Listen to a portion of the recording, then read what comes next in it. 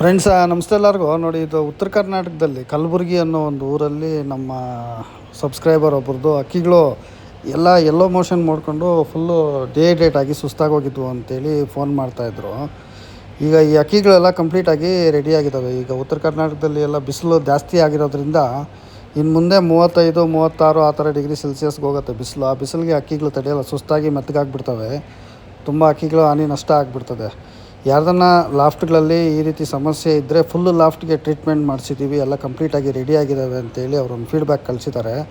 ನಮ್ಮ ಉತ್ತರ ಕನ್ನಡದಲ್ಲಿ ಯಾವುದನ್ನು ಫ್ಯಾನ್ಸಿಯರ್ಸ್ ಲಾಫ್ಟ್ಗಳಲ್ಲಿ ಇದೇ ರೀತಿ ಹಕ್ಕಿಗಳ ಕಂಡೀಷನ್ ಏನಾದರೆ 1 ಲೀಟ್ರ್ ನೀರಿಗೆ ನೋಡಿ, ಇಲ್ಲಿ 2 ಮಾತ್ರೆ ತೋರಿಸಿದ್ವಿ.